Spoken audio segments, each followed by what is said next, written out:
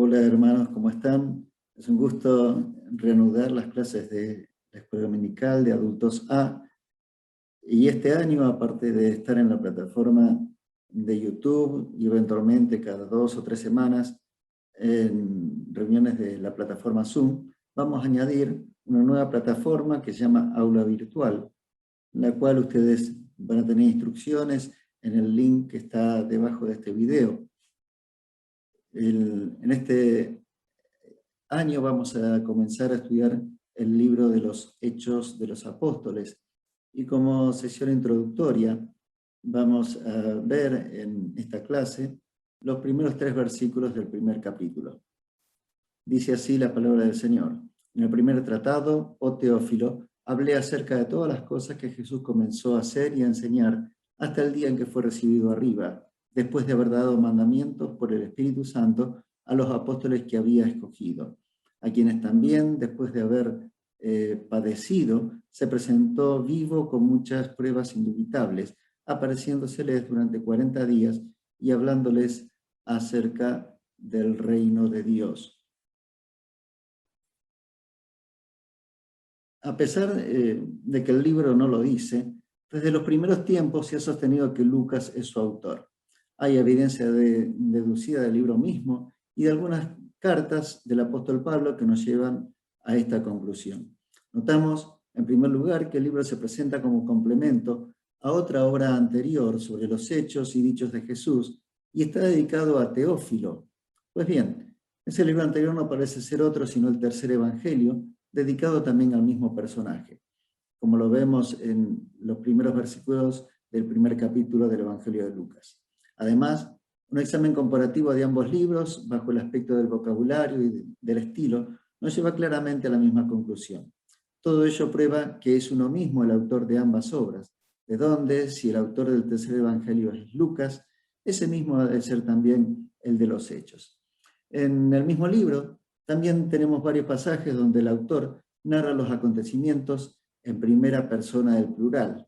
Esos pasajes aparecen de improviso en la trama lógica de la narración, por ejemplo, en el capítulo 16, en el capítulo 20, en el 21, en el 27, presentándose el narrador como compañero de Pablo, participando de los acontecimientos allí descritos.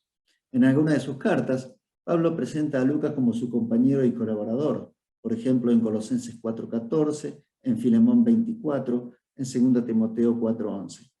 Pues bien, si examinamos a través de los hechos y las epístolas de Pablo, quiénes fueron los compañeros de Pablo durante los periodos a que se refieren las secciones donde se usa el pronombre nosotros, fácilmente llegaremos también a la conclusión de que entre esos compañeros únicamente Lucas pudo ser el autor de dichas narraciones. Algunos eruditos han considerado Hechos como el libro más importante del Nuevo Testamento, o al menos como un texto fundamental, por la posición que ocupa entre los evangelios y las epístolas.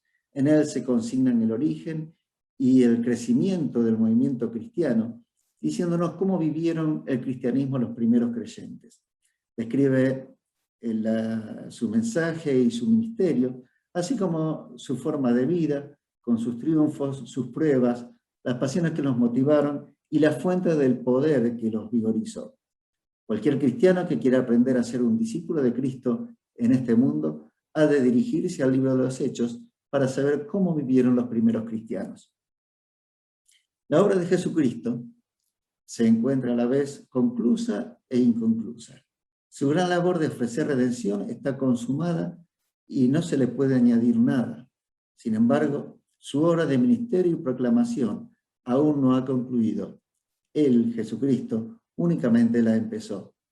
Junto con los otros evangelios, el primer tratado compuesto por Lucas para Teófilo, el Evangelio de Lucas, registra todas las cosas que Jesús comenzó a hacer y a enseñar durante su vida en la tierra.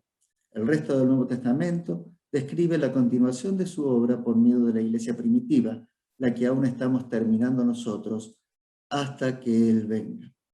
La obra de redención de Cristo ha terminado y la obra de evangelización por parte de la iglesia empieza.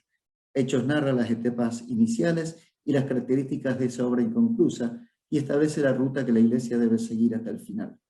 Cuando el libro de Hechos empieza, se realiza una importante transición. Durante el ministerio de nuestro Señor en la tierra, la obra de predicar y enseñar la hizo Él personalmente, mientras entrenaba a sus discípulos.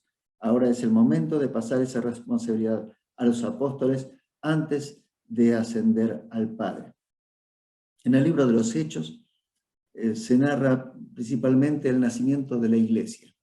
¿Y qué es la iglesia? ¿Qué entendemos por iglesia? No es naturalmente un edificio, como muchos adoptan esa definición para el término iglesia, sino que es la congregación de todos los cristianos en el mundo y en todas las edades. El término iglesia se deriva de eclesia o asamblea en el griego, y era un término en principio secular, y significaba los llamados afuera, es decir, los escogidos para alguna función en especial. Es así que Jesucristo formó la iglesia, y ya en la declaración que le hizo a Pedro: sobre esta roca edificaré mi iglesia, ahí ya damos por comenzada la obra de esta institución gloriosa creada por el mismo Señor Jesucristo. Ahora bien, nosotros somos iglesia.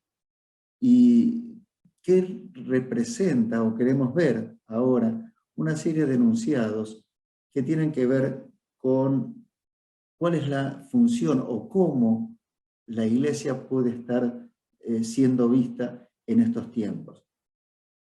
Los cristianos de nuestro tiempo, que leen el libro de Hechos con una mente abierta, sentirán que las cosas que sucedieron en la iglesia primitiva plantean agudos desafíos en términos de aplicaciones. Vamos a mencionar algunas de esas diferencias o de esos desafíos. En nuestra sociedad reina el individualismo, y es una sociedad en la que la iglesia también parece haber adoptado un estilo de vida comunitario que mantiene la privacidad del individuo. Sin embargo, la iglesia primitiva presenta una comunidad radical en la que sus miembros tenían todas las cosas en común. En una sociedad que a veces admira el egoísmo y donde cada cual se arregla por sí mismo, el libro de los Hechos presenta un grupo de cristianos tan comprometidos con Cristo y con la causa del Evangelio que estaban dispuestos a sacrificar sus deseos por el bien de los demás. En una sociedad como la nuestra, que es pluralista, donde la verdad se define como algo subjetivo y personal, Hechos presenta una iglesia que fundamenta su vida en ciertos hechos objetivos sobre Dios y Cristo, unos hechos que no eran solo verdaderos desde un punto de vista personal, sino universalmente válidos y que por tanto habían de ser presentados a todo el mundo. En una sociedad que niega la verdad absoluta y que por consiguiente rehúye la apologética, la predicación y la persuasión en la evangelización a favor del diálogo, el libro de los Hechos presenta una iglesia que persuade a las personas hasta que están convencidas de la verdad del Evangelio. En lugar de apuntar hacia el enriquecimiento recíproco como principal objetivo del encuentro, como se hace en nuestros días, la iglesia primitiva proclamaba a Cristo como Señor Supremo con el objetivo de la conversión. En una era en la que muchas iglesias invierten tanto tiempo, dinero y energía en cuidarse a sí mismas y en mejorar sus instalaciones, el libro de los Hechos presenta comunidades locales que encomendaban a sus miembros más capaces a la tarea de alcanzar a los perdidos. En una era en la que muchas iglesias buscan el éxito en la aplicación de las mejores técnicas, Hechos presenta una iglesia que dependía del Espíritu Santo y concedía prioridad a la oración y a la pureza moral. En una hora en la que hay muchas posibilidades de evitar el sufrimiento y en la que muchos cristianos lo han dejado fuera de su manera de entender la vida cristiana, el libro de los Hechos presenta una iglesia que se enfrentó al sufrimiento por causa de Cristo y que lo consideraba un ingrediente esencial del discipulado. En este tiempo en que vamos a estudiar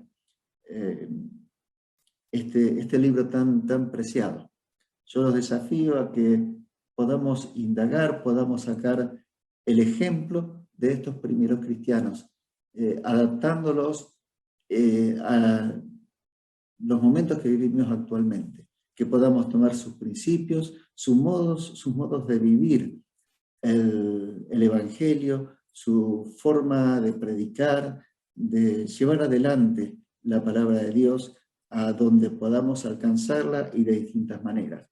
Es mi deseo que podamos sacar juntos en este tiempo lo mejor de este tan preciado libro.